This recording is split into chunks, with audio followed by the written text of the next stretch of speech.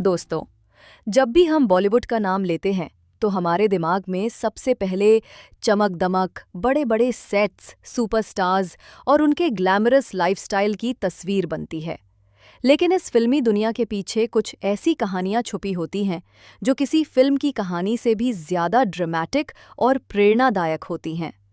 आज हम आपको सुनाने जा रहे हैं एक ऐसे कलाकार की कहानी जिसने बिना किसी गॉडफादर, बिना किसी बड़े चेहरे के सहारे सिर्फ अपनी मेहनत और संघर्ष के दम पर इस इंडस्ट्री में जगह बनाई।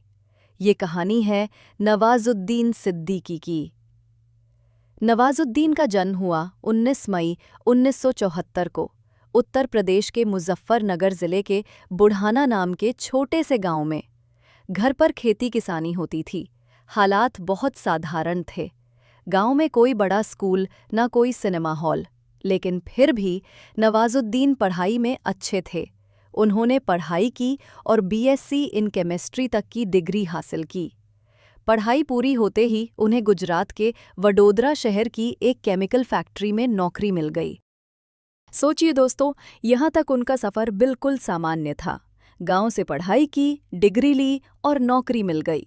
लेकिन उनके अंदर कहीं न कहीं ये बेचैनी थी कि जिंदगी सिर्फ नौकरी करके नहीं गुजारी जा सकती। नवाजुद्दीन की अंदर की आवाज़ उन्हें कह रही थी कि कुछ अलग करना है, तो उन्होंने नौकरी छोड़ दी और चले आए दिल्ली। दिल्ली आने का मकसद था थिएटर। वो छोटे छोटे थिएटर ग्रुप्स में एक्टिंग करने लगे। लेकिन दोस्तों, थिएटर से पेट नहीं भरता। पेट भरने के लिए उन्होंने चौकीदारी तक की। कई कई दिन ऐसे गुजरे जब खाने तक के पैसे नहीं थे। लेकिन नवाजुद्दीन ने हार नहीं मानी, क्योंकि उनके पास एक ख्वाब था, national school of drama NSD में एडमिशन लेने का। और आखिरकार सालों की मेहनत के बाद उन्हें एनएसडी में एडमिशन मिल ही गया। यहीं से उनके संघर्ष को असली दिशा मिली। 1999 नवाजुद्दीन एनएसडी से निकलकर मुंबई आ गए, बड़े सपनों के साथ। पहली फिल्म मिली सरफरोश, जिसमें उन्होंने आमिर खान के सामने सिर्फ 40 सेकंड का छोटा सा रोल किया। इसके बाद उन्होंने जंगल, शूल, मुन्ना भाई एमबीबीएस, ब्लैक फ्राइडे जैसी फिल्मों में छोटे छोटे रोल किए। लेकिन दोस्तों, सच तो ये है कि इतने छोटे रोल्स में कोई उन्हें पहचानता ही नहीं था। एक समय ऐसा आया कि हालात इतने खराब हो गए कि उन्हें दोस्तों के घर में रहना पड़ा। किराया देने तक के पैसे नहीं थे। सोचिए, एक तरफ सपने इतने बड़े और दूसरी तरफ हकीकत इतनी कठिन। लेकिन नवाजुद्दीन ने कभी हार नहीं मानी।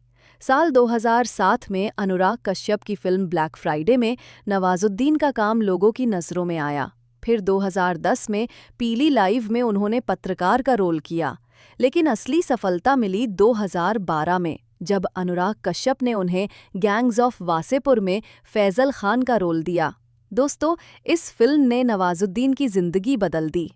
लोग कहने लगे, ये हीरो नहीं, ये एक्टिंग की यूनिवर्सिटी है। इसके बाद नवाजुद्दीन रुके नहीं।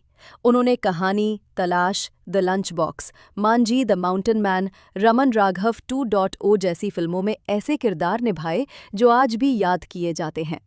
उनकी फिल्मों को कैन फिल्म फेस्टिवल तक में दिखाया गया। उन्हें नेशनल अवार्ड्स और फिल्म फेयर अवार्ड से सम्मान मिला। आज नवाजुद्दीन दुनिया के बेहतरीन अभिनेताओं में गिने जाते हैं।